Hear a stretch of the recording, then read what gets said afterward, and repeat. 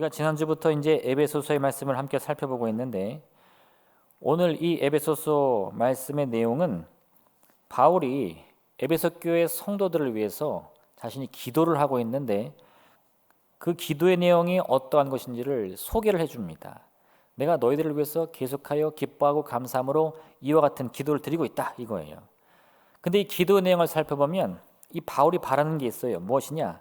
이 에베소 교회 성도들이 하나님을 아는 겁니다. 하나님을 바로 아는 거예요. 그래서 이 기도의 내용을 살펴보면 바울이 소개하고 싶은 또 바울이 현재 믿고 있는 하나님의 특징들을 우리가 살펴볼 수 있어요. 오늘 그럼 이 바울이 고백하고 있는 하나님이 어떤 분인지 함께 살펴보기 원합니다. 첫 번째, 지금 바울은 하나님을 능력의 주님으로 고백합니다. 우리는 하나님의 능력이 얼마나 큰지를 깨달아야 돼요.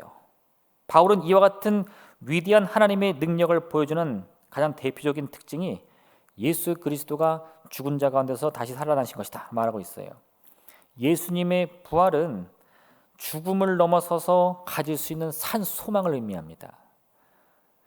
그러니까 이 죽음이라는 것은 우리가 넘을 수 없는 아주 극단적인 어떤 한계를 의미하는데 그와 같은 한계가 다가올 때에도 우리는 이 부활의 영광, 예수 그리스도의 부활을 바라보면 나도 그 영광에 함께 참여함으로 이 높은 벽을 넘어설 수도 있겠구나라는 산소망을 가질 수 있다는 거예요. 근데 그게 무엇으로부터 비롯되느냐? 하나님의 능력에서 비롯된다 이겁니다. 왜요? 그걸 넘을 수 있는 능력이 있어야 넘죠. 그걸 마음으로만 바란다고 해서 뭐가 이루어지겠어요? 요즘에 우리 아이들 이제 시험 기간, 연말이라 시험 기간인데 제가 물어봅니다. 공부 많이 했니? 그러면 대답은 되게 잘해요. 많이 했지. 시험 잘 볼 자신 있어? 자신감은 넘쳐요. 자신감이 넘치지. 근데 막상 점수를 받아면 어때요? 네. 말과 결과가 따로 놀죠. 왜 그럴까요? 꿈은 큰데 능력이 없어서 그래요. 능력이 없으면요, 그 꿈이 아무 소용이 없습니다. 그 자신감이 아무 소용이 없는 거예요. 하나님이 능력이 없다면요, 아무리 우리에게 내가 너에게 복주리라, 내가 너를 축복하노라 해도요, 사실 그게 아무 소용이 없는 거예요. 근데 우리가 그 같은 하나님의 말씀을 온전히 내 마음에 새기면서 믿고 바라며 따를 수 있는 이유는요, 다른 게 아닙니다. 하나님이 능력이 있기 때문인 거예요. 하나님이 모세를 불러서 애굽의 왕 바로에게 보냈는데요. 모세가 바로 왕에게 여호와 하나님의 이름으로 여호와 하나님의 백성을 풀어달라고 말했더니 바로가 이렇게 말합니다. 그가 도대체 누구냐? 이 바로 입장에서 보면 여호와라는 이름은 처음 들어봤거든요. 누군지도 몰라요. 그 이집트에도 아주 오랫동안 그 백성들이 믿어온 의리의리한 신들이 많습니다. 뭐 태양의 신, 뭐 죽음의 신, 아주 다양한 신들이 많아요. 근데 그 수많은 이름 중에서도요, 여호와라는 이름은 들어본 적이 없어요. 바로가 이르되 여호와가 누구이기에 내가 그의 목소리를 듣고 이스라엘을 보내겠느냐? 모른다는 겁니다. 왜 그랬을까요? 정말 나는 진짜 그런 신을 몰라 이런 뜻이 아니죠. 그게 누군지 신경 안 쓴다는 겁니다. 여호와가 어떤 신이든 나는 신경 안 쓴다. 왜요? 이 애굽의 신들이 더 힘이 세니까, 더 능력이 많으니까. 그래서 이 바로가 모세의 말을 무시했던 겁니다.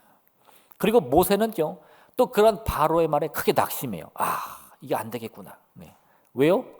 모세가 보기에도 저 의리의리한 이 애굽 왕국이 훨씬 커 보이지 우리 하나님이 나에게 뭘 해줄 수 있는지 확신이 안 서는 거예요. 모세가 어린 시절에 뭘 경험했습니까? 이 애굽 땅에서 왕자로 자라면서 그 애굽의 찬란한 문화를 다 배웠거든요. 거기에 매료가 되니까 이 모세도요, 하나님의 능력이 정말 이 바로를 이길 수 있나? 모르겠는 거예요. 근데 하나님 뭐라고 말씀하십니까? 여호와께서 모세에게 이르시되 이제 내가 바로에게 하는 일을 내가 보리라. 강한 손으로 말미암아 바로가 그들을 보내리라. 강한 손으로 말미암아 바로가 그들을 그의 땅에서 쫓아내리라. 바로가 왜 이스라엘 사람들을 해방시켰어요? 여호와의 능력 때문입니다. 다른 게 아니에요. 이 힘을 보여줘야지 힘이 없으면 무슨 소용이 있습니까? 그래서 하나님은 이 말씀을 시작으로 해서 애굽에 10가지 재앙을 내리십니다. 그 재앙들은요, 특별한 의미를 가졌다기보다는 하나님의 능력을 보여주기 위한 거예요. 하나님이 무엇을 할 수 있는지를 하나하나 보여주는 겁니다. 메뚜기를 보내시고 개구리를 보내시고 하늘을 흑암으로 덮으시고 뭐 여러 가지 해충과 또 질병을 보내십니다. 그 모든 것을 하나님이 주관할 주권이 있다는 것을 보여주는 거예요. 근데 놀랍게도요, 이 바로가 그러한 재앙들을 보면서도 사실 마음이 움직이지 않아요. 네. 어이쿠야 큰일 났다 이럴 줄 알았는데 바로가 뭐라 그러는지 아세요? 애굽의 마술사들을 불러가지고 니네도 한번 해봐라 그렇게 말합니다. 그리고 이 마술사들이 흉내를 내니까 아하 거봐라 우리 애굽의 신도 능력 있다 이거예요. 꿈쩍도 안 합니다. 근데 그럼 언제 이 바로가 마음을 바꿔서 하나님의 그 능력 앞에 무릎을 꿇었느냐? 언제죠? 마지막 10번째 재앙이죠. 왜요? 그 재앙은 다른 것과는 달랐어요. 그냥 무섭고 두렵고 괴로운 정도가 아니라 생명에 관한 문제였습니다. 온 애굽 땅에서 사람이든 짐승이든 처음 태어난 것들을 다 데려가시겠다는 거예요. 이제 애국 전역에 애국의 소리가 가득할 텐데 이전까지는 없었던 큰 애국 소리일 것이다 말씀하십니다. 그래서 이 바로도 자기 아들을 잃어버려요. 그때서야 바로가 깜짝 놀라는 거죠. 애굽의 신들은 뭐 하는 거야? 그 위대한 신들은 왜 내 아들을 보호하지 못해? 왜요? 능력이 없으니까요. 능력이 있다고 믿었지만 사실 이 애굽의 신들은 다 가짜입니다. 진짜 그 생명을 주관하는 분은 누구예요? 여호와 하나님이었던 거예요. 그걸 보고 나서 이 바로도 하나님의 능력에 두려움을 느끼고 무릎 꿇는 겁니다. 당장 너희의 백성을 데리고 나가라. 여러분, 이 모든 일들의 시작이 무엇이냐? 하나님의 능력입니다. 우리가 고백하는 많은 기도의 제목들 있죠. 우리가 바라는 많은 소망들 있죠. 마음을 위로받고 육신의 질병을 치료받고 우리의 인생에서 막힌 담이 허물어지고 내 갈 길이 평탄해지는 것. 그런 간구를 드릴 수 있는 그 이유가 어디 있습니까? 하나님의 능력 때문이에요. 그래서 바울은요, 이 에베소 교회 교인들에게 그 무엇보다 하나님의 그 능력의 크심이 어떠한지를 깨달아라 이거예요. 하나님의 능력이 얼마나 큰지를 깨달아라 이거예요. 이거 여러분 쉽지 않습니다. 네. 그냥 마음으로요, 아유 우리 하나님 대단하시겠지, 유일하시겠지 이렇게 생각하면 안 돼요. 그걸로는 택도 없습니다. 가끔 우리 아이들이 저한테 이렇게 물어봐요. 아빠, 한 달에 얼마나 벌어? 갑자기 제가 막 무너지는 순간인데 그게 왜 궁금할까요? 우리 아빠가 도대체 나를 키울 능력이 있는지 없는지가 이제 궁금해지는 거예요. 옛날에는요, 아빠 말이라면 껌뻑 죽었어요. 우리 아빠 대단해, 뭐든지 다 할 수 있어. 근데 이 아이들이 커가지고 초등학생이 되고 또 나이가 먹으면서 여러 가지 환경들을 보고 사람들을 만나니까 이제 점점 깨닫는 거예요. 아, 사람의 능력에는 한계가 있구나. 그럼 뭘 생각해요? 도대체 우리 아빠의 한계는 어디일까? 그게 궁금한 거예요. 그래서 어느 순간에는요, 저랑 와이프랑 아주 큰 맘 먹고 이렇게 우리 아들이 초밥 좋아하거든요. 초밥 굉장히 비싸잖아요. 그래서 야, 니네 한번 배 터지게 먹어봐라. 초밥을 잔뜩 샀어요. 그때 우리 큰딸이 뭐라는 줄 알아요? 아빠, 우리가 먹으면 이제 굶어야 되는 거야? 네.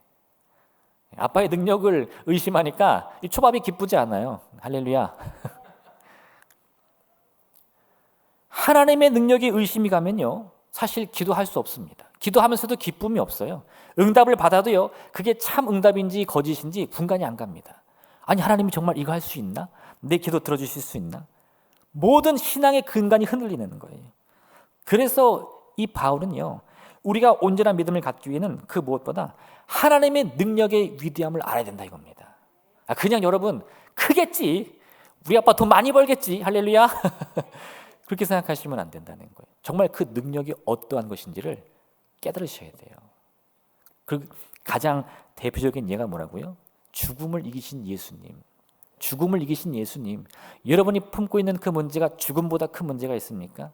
죽음의 고통보다 더 큰 고난이 있습니까? 그게 아니라면요, 죽음조차 극복하신 예수님이 내 기도를 들어주지 못할 이유가 뭐가 있느냐? 할렐루야. 그 믿음을 가지셔야 돼요. 그 믿음을 가지신 분이라면요, 여러분 우리가 이 기도의 순간이 올 때마다 망설일 필요 없어요. 걱정할 필요 없습니다. 그저 부르짖고 기도해서 응답을 바라면 되는 거예요. 능력의 하나님이시니까 응답해 주시겠지. 능력의 하나님이시니까 능히 이 문제 풀어주시겠지.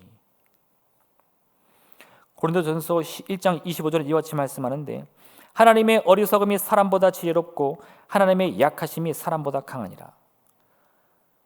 우리가 무엇을 그리며 상상하든요, 하나님은 그것을 뛰어넘는 분이십니다. 우리의 생각조차 넘어서는 분이신 거예요. 그게 하나님의 능력입니다. 우리가 그 같은 사실을 내 마음으로 새길 수가 없어요. 왜요? 내가 상상을 해도 하나님은 그걸 넘어서니까. 그래서 무엇이 필요하다고요? 그 능력이 하나님이 어떠한지를 믿어야 한다 이겁니다.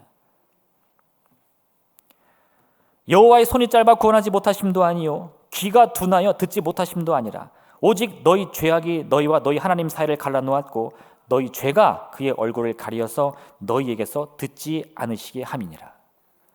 무엇이 우리에게 두려움을 줍니까? 하나님이 부족하며 하나님의 손이 짧아서요? 아니요. 하나님의 능력이 어떠한지를 온전히 깨닫지 못하는 우리의 나약함이요 우리의 두려움의 원천인 거예요. 그 모든 원인은 나에게 있어요. 그 원인이 바뀌지 않으면요 우리는 하나님의 능력을 체험하고서도 그걸 누릴 수 없습니다. 바라지 못하니까요. 여전히 두렵고 근심으로 쌓여 있으니까요.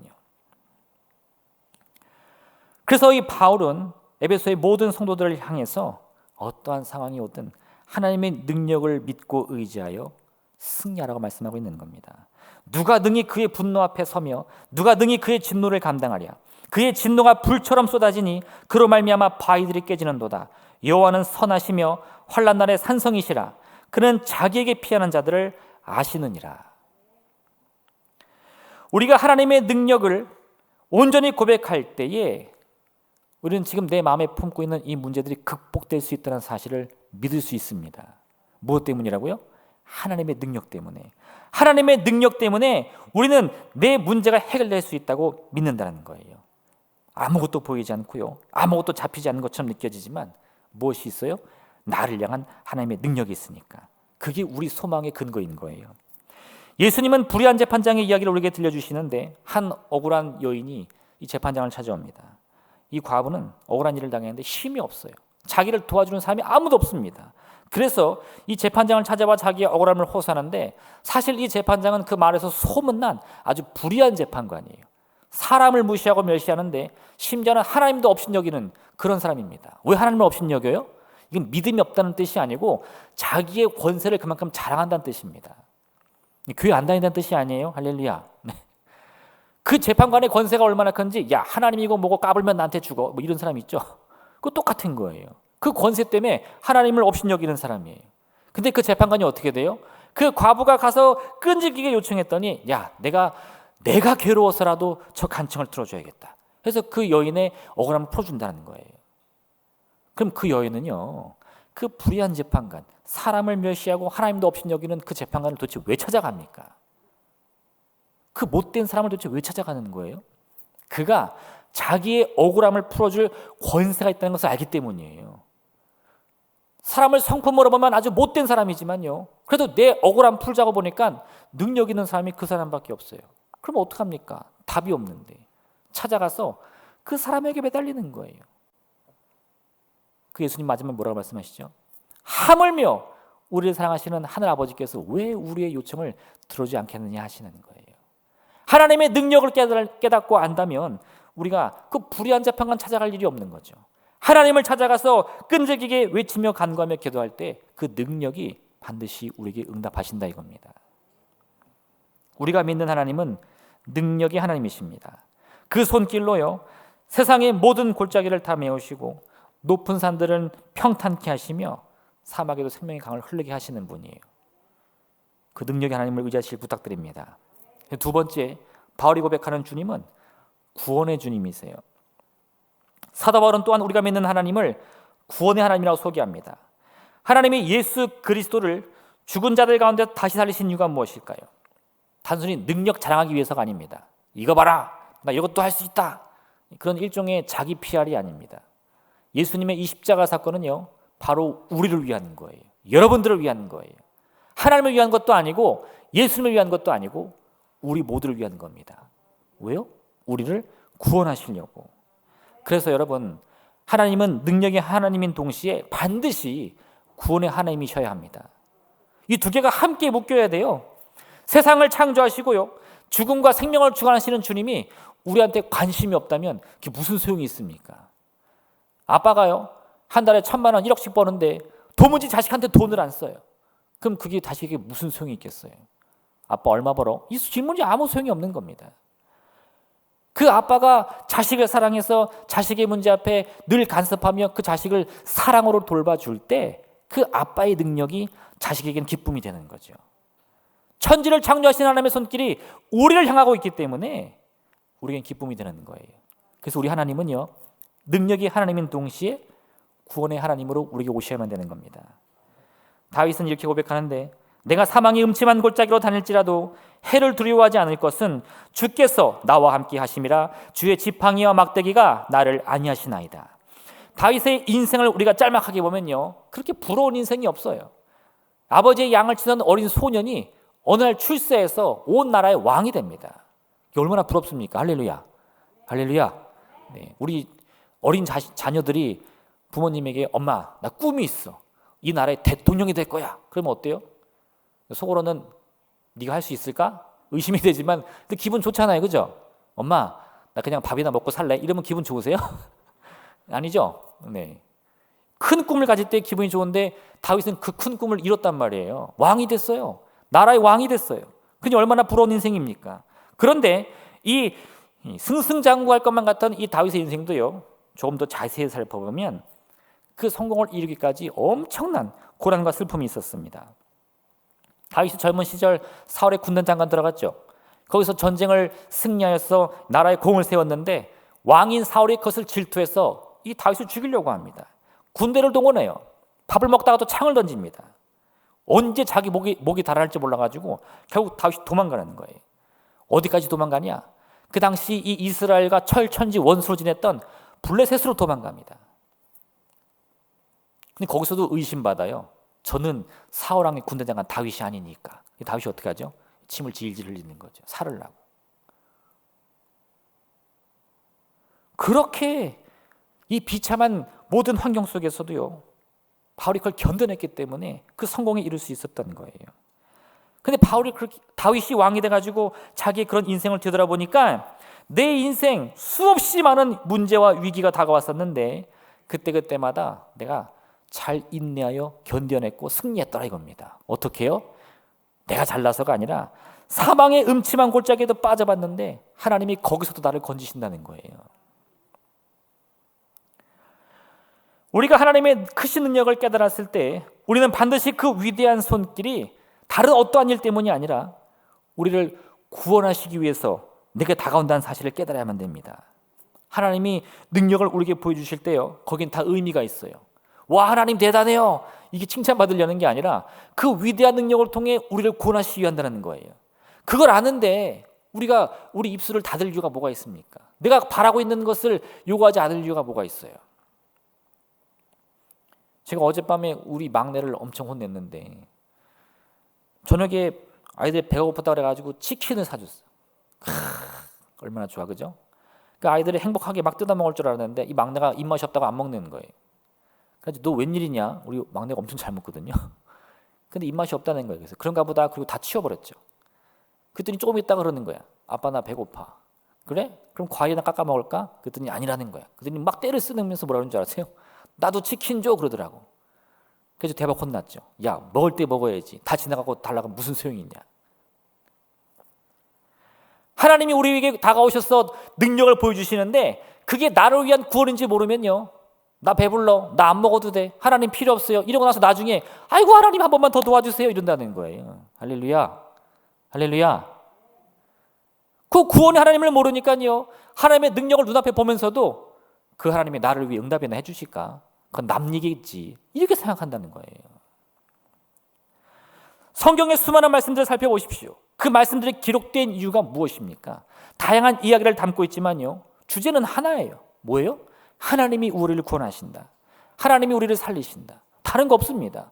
왜 하나님이 이 놀라운 천지 창조 이야기를 우리에게 들려주십니까? 자랑하려고요? 아니에요. 그 하나님이 우리를 사랑하여 구원에 이르기까지 함께 하신다는 거예요. 이스라엘 민족이 400년 동안 애굽의 지배를 받았습니다. 늘 가난과 배고픔에 시달렸어요. 애굽 사람들은 늘 이 노예된 이스라엘 사람들을 멸시하며 조롱했습니다. 애굽은 날로 번창했지만요, 뭐 때문에요? 이 이스라엘 노예들의 피와 땀으로 이루어지는 거예요. 근데 그때 하나님이 이렇게 말씀하시는 거죠. 하나님이 그들의 고통 소리를 들으시고 하나님이 아브라함과 이삭과 야곱에게 세운 그의 언약을 기억하사 하나님이 이스라엘 자손을 돌보셨고 하나님이 그들을 기억하셨더라. 출애굽기 2장 24절 25절 말씀인데 잘 보시면 하나님이란 말씀이 계속 반복되는 거예요. 하나님이 들으시고 하나님이 돌보셨고 하나님이 기억하셨다. 무슨 말입니까? 이 출애굽의 역사는요, 다른 손길을 통해 이루어진 게 아니라 하나님이 이루셨다는 거예요. 출애굽을 누가 했습니까? 네. 누가 했어요? 모세가요? 아니에요, 여러분. 하나님이 하신 거예요. 하나님은 모세를 세우셨지만요, 이 모세는 하나님을 대신할 뿐이지 하나님의 능력을 직접 행하는 게 아닙니다. 이 모든 일을 이루신 분은 하나님이신 거예요. 하나님이 모세를 부르시고 하나님이 바로를 무릎 꿇리시고 하나님이 홍해를 가르시고 하나님이 애굽의 병사를 물리치시는 거예요. 뭐 때문에요? 이스라엘 백성들을 구원하시기 위해서. 그래서 우리는 여러분 이 구원의 하나님에 대한 온전한 이해를 가져야 되는 거예요. 또 하나 여러분 여기서 재미있는 게 있는데, 이렇게 하나님이 이스라엘 백성을 구원하신 다음에 어떻게 하느냐? 그들을 홍해를 건너게 하신 다음에 시내 산으로 인도하시고 그 시내 산에서 모세를 불러 이 10가지 계명이 담긴 십계명 돌판을 주십니다. 이거 잘 기억하셔야 돼요. 이스라엘 사람들은 구원받기 위해서 하나님을 믿은 게 아니에요. 하나님이 그들의 고통을 들으시고 그들을 먼저 구원해 주십니다. 그리고 나서 그 구원을 누가 했는지, 그 여호와 하나님이 누구인지를 알려주시는 거예요. 그걸 어떻게 할 수 있다고요? 하나님이 주신 그 10가지 계명을 지키면서 하나님을 하나씩 느껴보라는 겁니다. 여기 있는 우리들은요, 사실 한 번도 구원을 경험해보지 못한 사람들이 아니에요. 하나님 나를 구원하신다고요? 그것은 저 마지막 날에 일어나겠죠. 이런 우리가 그런 인생이 아니에요. 여기 앉아 계신 분들은요, 사실 크고 작은 경험들을 통해 하나님의 구원을 다 경험했어요. 문제 해결 받았습니다. 그 사망의 골짜기에서 하나님 만났어요. 그래서 여기 앉아 계신 거 아닙니까? 그 감격을 담고 있는 우리는요, 이제 무엇을 해야 되느냐? 그 구원의 역사가 하나님의 말씀을 통해 우리가 계속해서 반복해 이루어진다는 사실을 믿을 수 있어야 돼요. 어제나 오늘이나 영원토록 동일하신 하나님이 그 지난날 나를 문제에서 구원해 주셨는데 오늘의 문제라고 해서 왜 해결해 주지 않겠습니까? 그게 구원의 하나님에 대한 온전한 믿음이에요. 제가 옛날에는요 기도 좀 했거든요. 옛날엔 기도만 하면 귀신이 나가고 질병이 나갔는데 요즘에는 잘 안 됐네요. 할렐루야. 그 경험을 다 잃어버린 거예요. 하나님의 손이 짧아진 게 아니고 구원의 하나님에 대한 우리의 신뢰가 조금씩 사라진 거예요. 그 지난날 나를 통해 역사하신 하나님, 나를 통해서 애굽의 왕 바로를 무릎 꿇리시고 홍해를 가르신 하나님, 오늘날도 동일하게 임하실 줄로 믿습니다. 또다시 우리의 기도를 통해 임하실 줄로 믿습니다. 그것을 믿고 의지하는 것, 그게 구원의 하나님에 대한 고백인 줄 믿으시길 부탁드립니다. 다윗은요 그 마음을 품고 있었어요. 그가 목동으로서 아버지 양을 치는 그 초라한 삶을 살 때도 물론이거니와 그는 이스라엘 다스리는 왕이 되어서도요 이 구원하시는 주님에 대한 고백을 절대 잊지 않았어요. 아들 압살롬이 반란을 일으켜가지고 예루살렘에서 맨발로 도망을 칠 때 시므이가 그를 저주하면서 비난하는데도 다윗은 말합니다. 하나님이 그를 통해 나를 저주하게 했는데 내가 어찌 뭐라고 하겠느냐. 다윗은요 자기의 모든 인생이 하나님의 손길에 있고 그렇기 때문에 이 환난 가운데도 나는 반드시 구원받는다는 믿음이 있었던 거예요. 누가 나한테 한마디만 하면 저걸 그냥 왜 그래요? 구원에 대한 하나님의 그 손길을 몰라서 그래요. 내가 나를 구원하려고 옷걸이춤 혹시 아세요? 옷걸이춤? 이게 자기 뒤를 잡고 이렇게 춤추는 거 보신 적 있나요? 마치 그런 우스꽝스러운 코미디와 같은 인생을 살고 있다는 겁니다. 내가 나를 구원하려고 여기를 잡고요 춤을 추고 있는 거예요. 우리의 인생의 주관자는 하나님이십니다. 그래서 그걸 믿을 때에 이 다윗처럼 지금 저 사랑하는 아들이 내 목을 치겠다고 칼을 드는 순간에도요 그를 원망하거나 불평하거나 비난하는 것이 아니고 믿음을 가지고 하나님이 역사하신다, 하나님이 구원하신다, 사망의 골짜기에서도 나와 함께 하신다, 이 고백 드릴 수 있는 겁니다. 우리를 향한 하나님의 사랑은요 한 번도 변한 적이 없어요. 그걸 믿으신다면 오늘 이 시간에도요 우리가 하나님에 대한 믿음과 그 기대와 소망을 반드시 갖게 될 줄로 믿습니다. 내가 주의 영을 떠나 어디로 가며 주의 앞에서 어디로 피하리이까? 내가 하늘에 올라갈지라도 거기 계시며 수월에 내 자리를 펼지라도 거기 계시니이다. 내가 새벽 날개를 치며 바다 끝에 가서 거주할지라도 거기서도 주의 손이 나를 인도하시며 주의 오른손이 나를 붙드시리이다. 이 시편 139편의 고백은요, 잘 들어보세요. 우리가 하늘 끝에 있을 때에도, 내가 정말 막 자기의 그 존재감에 마음이 부풀어 가지고 감격에 있을 때에도 하나님 우리와 함께 하십니다. 저 수월 땅끝 지옥과 같은 고난 속에 있을 때도요, 하나님 날 찾아오시는 분이에요. 어디 있든지 간에 하나님의 오른손은 반드시 나를 붙들어 주십니다. 이 귀한 믿음을 품는 여러분 되시길 부탁드립니다. 마지막 세 번째는요, 바울은 이 하나님을 복 주시는 하나님으로 묘사합니다. 마지막으로 우리 하나님은 복 주시는 하나님이세요. 여러분, 하나님의 능력과 구원이 가장 필요한 순간은 언제입니까? 그건 문제를 만났을 때예요. 문제가 없으면요, 하나님의 능력이나 이 구원은 사실 관심에서 멀어집니다. 제가 우리 아이들을 봐도 그래요. 우리 아이들 먹을 거 풍성히 먹고 자기들 게임하고 컴퓨터 할 때는요, 엄마 아빠 뭐 하는지 신경도 안 씁니다. 근데요, 컴퓨터 이제 다 끄고 제 컴퓨터에다가 이 비밀번호를 걸어놨어요. 아무도 못 풀게. 저만 풀 수 있어요. 할렐루야. 이 권세거든요, 권세. 그러니까 자기들 컴퓨터 보고 싶으면 어떻게 해요? 쪼르르 달려와서 아빠 사랑해요, 뭐 어때요, 어쩌고 막 별 쇼를 다 하죠. 어떻게든 잘 보여야 한 번 더 보니까. 문제가 사라지면 하나님의 능력이나 구원은 우리 관심사에서 멀어지게 되어 있어요. 근데 그러면 우리가 하나님을 온전히 믿기 위해서는 늘 인생에 문제를 만나야 되는 겁니까? 아니에요. 내가 행복할 때도요, 내가 정말 기쁨이 넘칠 때에도 하나님 열심히 찾을 수 있어요. 하나님의 어떤 특징을 믿으면요, 복 주시는 하나님을 믿으면 돼요. 복 주시는 하나님은요, 문제가 찾았다고 찾는 하나님이 아닙니다. 내가 행복할 때 더 간절히 찾아야 돼요. 하나님, 이 행복이 멈추지 않게 하여 주옵소서. 지금도 행복하지만 내일의 행복은 더 크게 하여 주옵소서. 할렐루야. 그래서 여러분, 이 복 주시는 하나님에 대한 믿음을 절대 잊으셔서는 안 돼요. 하나님이 아브라함을 처음 불렀을 때 아브라함은 어떤 극단적인 상황에 몰려있던 상황이 아닙니다. 내가 너를 구원하리라, 내가 너를 건지리라. 그래서 아브라함 찾아간 게 아니에요. 사실 아브라함 잘 먹고 잘 살고 있었거든요. 아브라함은 하란 땅에 거하고 있었는데 그 하란 땅, 그 하란이란 이름이 어디서 나온 줄 아십니까? 아브라함의 아버지 데라의 형제예요. 데라에게 두 형제가 있었는데 그 중에 한 형제 이름이 하란입니다. 근데 그 형제가 죽었어요.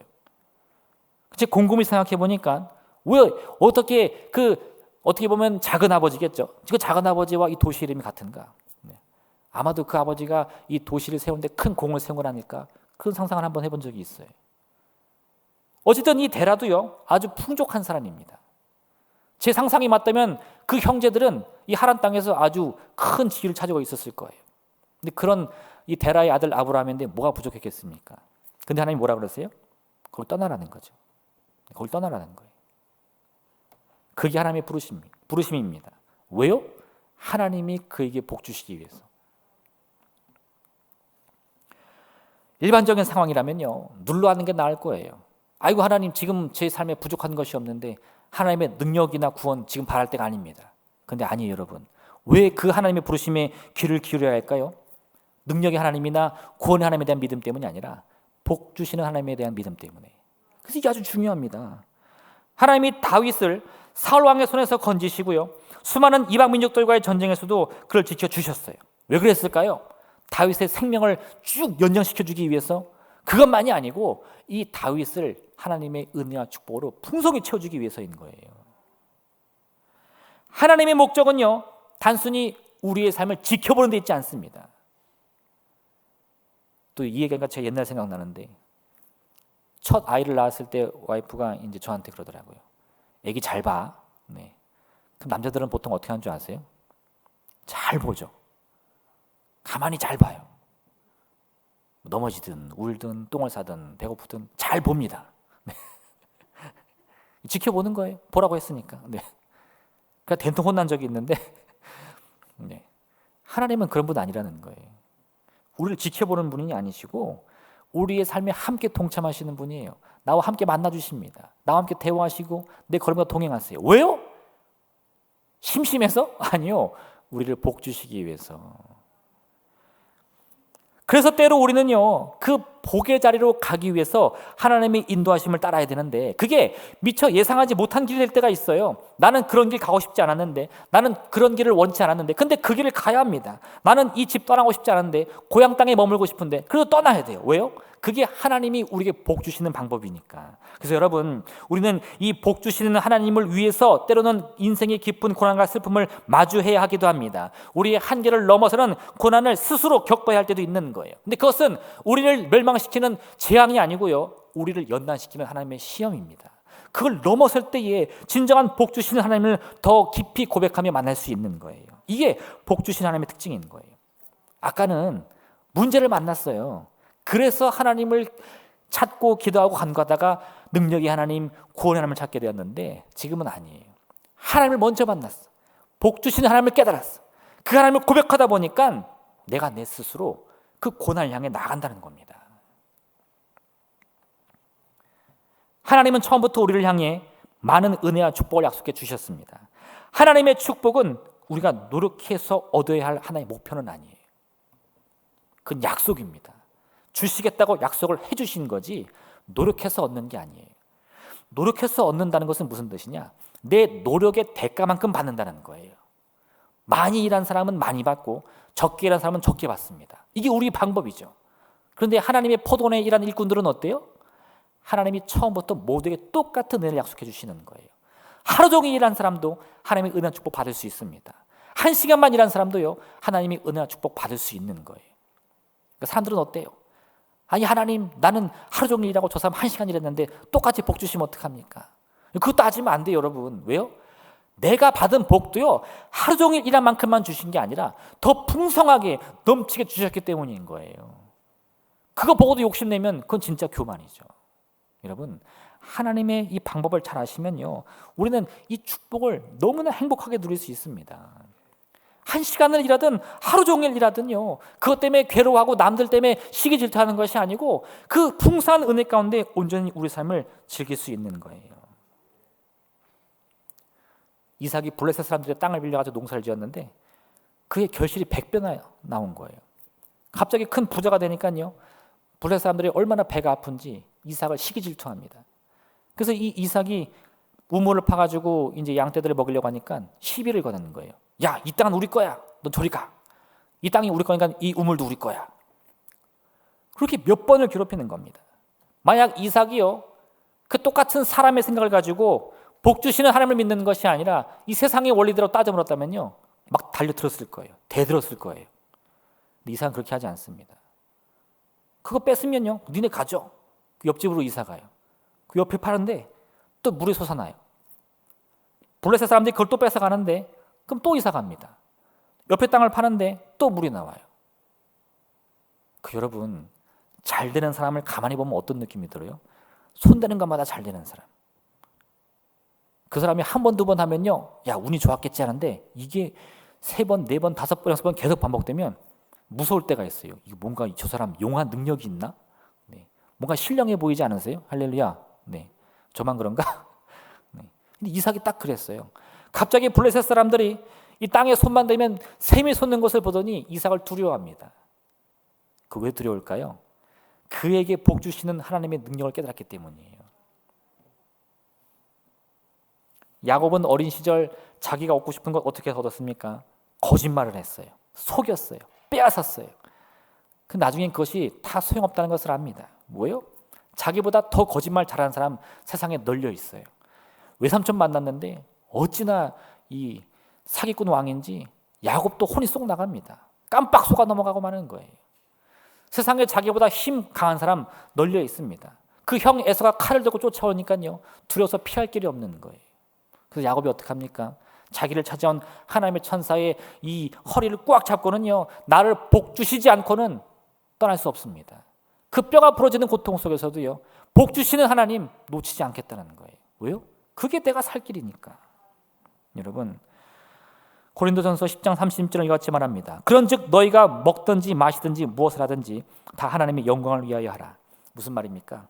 하나님의 영광을 바라며 구할 때 그것이 우리에게는 복을 받는 삶이다 이거예요.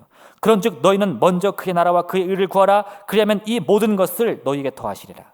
우리가 하나님을 위해서 살고자 다짐할 때요, 그것은 나의 것을 희생하거나 헌신하거나 내어주는 삶이 아닙니다.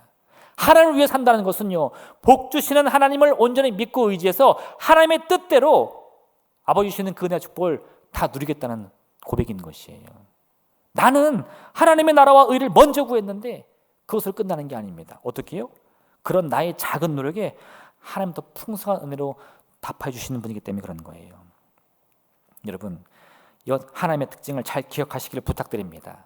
때에 따라서 우리를 늘 먹이시며 붙드시는 주님, 참으로 우리가 고난 속에서 슬피 눈물 지을 때는요, 능력의 하나님은 나에게 다가오십니다. 그래서 구원의 손길 가운데 나를 만져주시는 거예요. 내가 행복에 겨워서요, 기뻐할 때는 복 주시는 하나님이 다가오셔서 그 은혜의 풍성한 복들을 다 지켜주시는 거예요. 더 큰 축복도 마다하지 않고 부어주시는 거예요. 그런 하나님을 우리가 고백할 때 우리는요, 기쁠 때나 슬플 때, 또 내 인생이 즐거울 때나 괴로울 때나 언제든 주님을 찾고 고백할 수 있는 겁니다. 이와 같은 믿음을 가지시고 오늘 이 바울이 에베소 교인들에게 주는 이 귀한 말씀, 참으로 나의 말씀이 될 수 있도록 여러분의 마음에 새기시길 부탁드립니다. 이 귀한 하나님을 반드시 만나시기를 부탁드립니다. 이를 통해서요, 참으로 여러분의 삶이 더 풍성한 은혜 가운데 가득하기를 주님의 이름으로 축원드립니다. 이 시간 우리가 함께 기도하기 원합니다. 능력의 하나님, 구원의 하나님, 또 축복의 하나님, 그 귀한 하나님의 손길을 통해서 우리의 삶이 날로 풍성하게 하여 주시옵소서.